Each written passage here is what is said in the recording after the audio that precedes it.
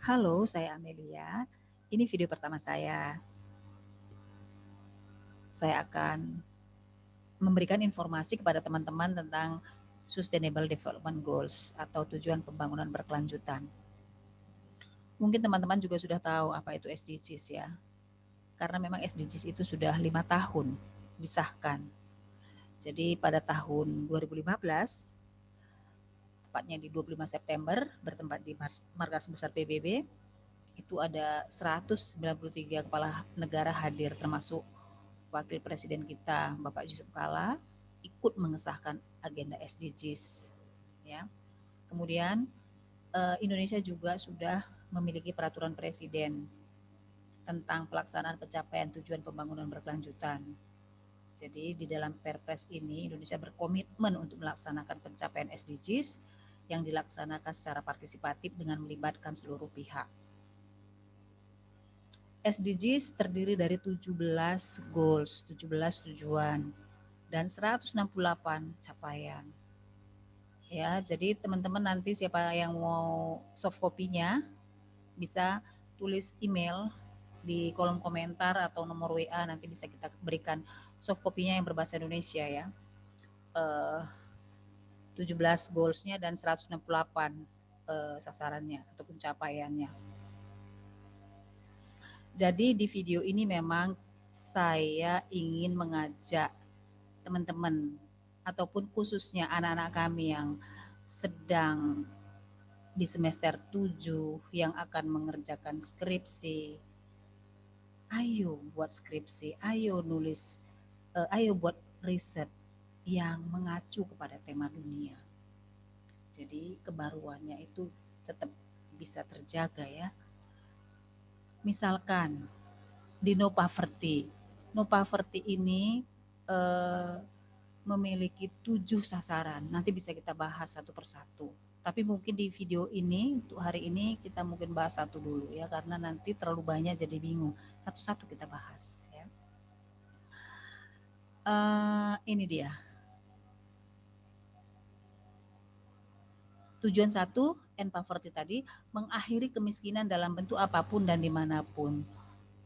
Capaian pertama, pada tahun 2030, 10 tahun lagi lah ini ya, akan dientaskan kemiskinan ekstrim untuk seluruh masyarakat di dunia, masyarakat yang hidup di bawah 1,25 US per hari, US dollar per hari. Jadi kira-kira kalau kurs sekarang 20 ribuan lah ini, 20 ribu ya.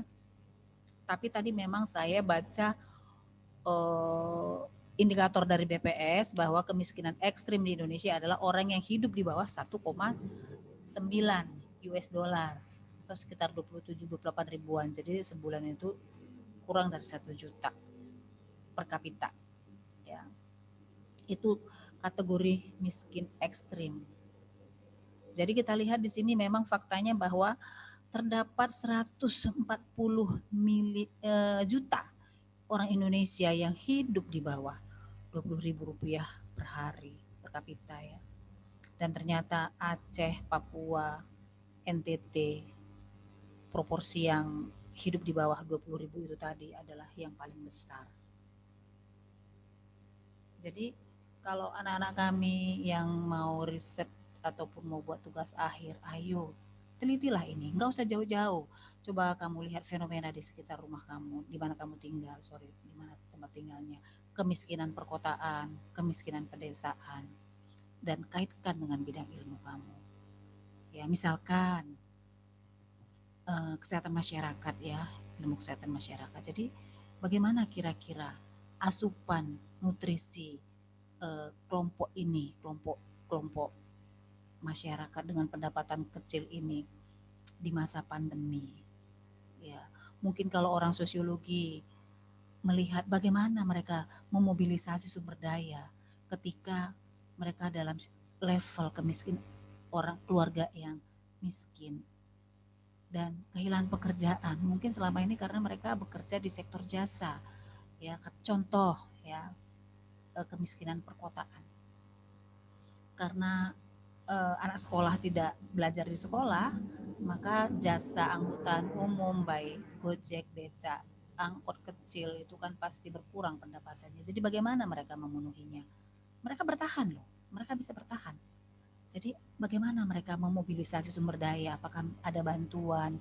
Apakah mereka terdaftar dalam eh, keluarga harapan seperti itu? Itu kan bagus sekali untuk diteliti. Jadi sebenarnya hasil riset ini nanti bisa menjadi acuan. Jadi tidak hanya sekedar lulus karena anak-anak S1 pun sekarang harus nulis artikel di jurnal ya. Nah, di situ nanti orang akan melihat, akan tahu bahwa informasi ataupun hasil riset anak-anak kami mahasiswa S1 eh, bisa terbaca gitu, bisa di inilah ya, ada hasilnya gitu ya. Kemudian di sini eh, dua dari tiga anak juga tumbuh dengan di pendapatan 20.000 per hari ya. Waduh, jadi memang ayo ya.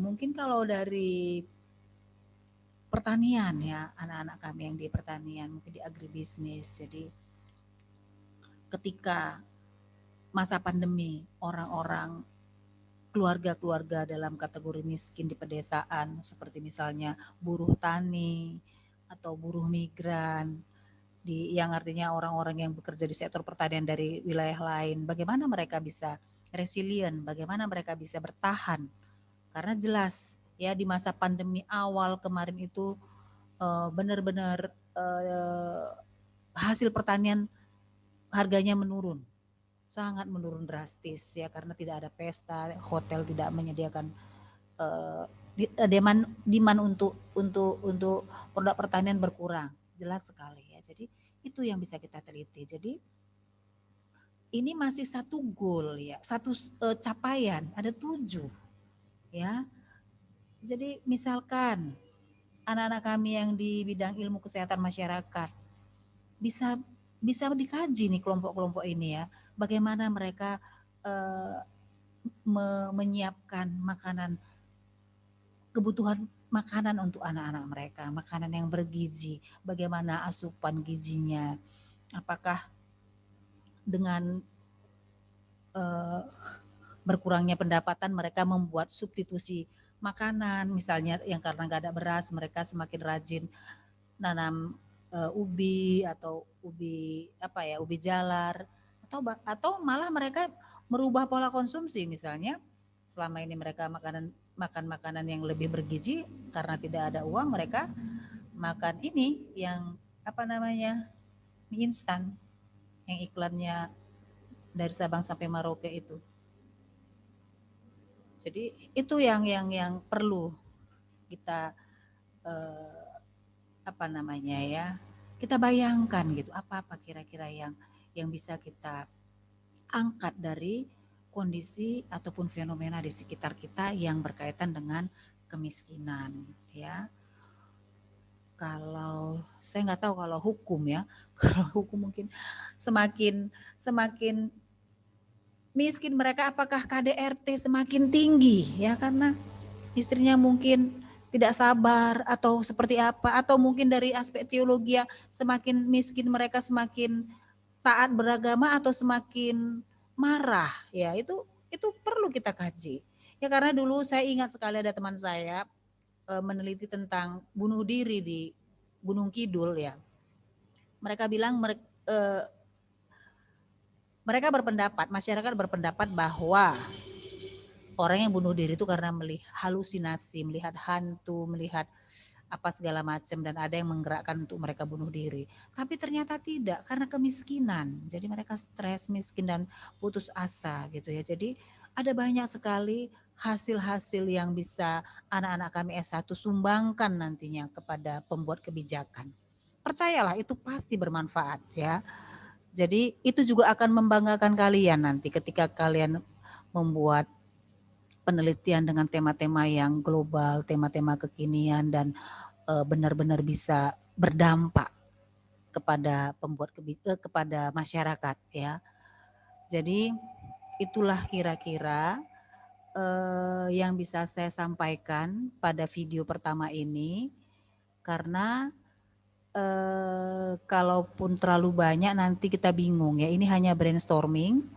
Jadi sebelum untuk video berikutnya kalau kita memang tertarik, anak-anak kami tertarik atau teman-teman tertarik, nanti begitu di video berikutnya kita sudah tahu gambarannya apa-apa aja sih sebenarnya tema-tema SDGs dan sasarannya, sehingga kita semakin bersemangat untuk mempelajarinya. Itu saja. Jadi kalau misalnya ada yang kurang mengerti bisa ditanya di kolom komentar, nanti akan saya balas, tapi nggak secepat balas WA ya. Nanti coba kita balas, dan ini nanti mungkin kedepannya kita mungkin bisa lebih intensif lagi membuat video untuk capaian yang lain. Nah, kalau misalkan memang ada yang mau ditanyakan silakan. Nanti saya bukan tahu semuanya ya. Nanti teman-teman yang lain juga bisa berbagi informasi, berbagi ilmu. Nah, nanti anak-anak kami anak-anak kami mahasiswa S1 juga bisa berdiskusi dengan dosen pembimbingnya, dengan dosen metodologi riset. Jadi yang pasti kita sudah tahu bahwa Indonesia berkomitmen untuk mewujudkan pencapaian SDGs. Itu saja. Jadi terima kasih. Sampai ketemu pada video berikutnya. Salam.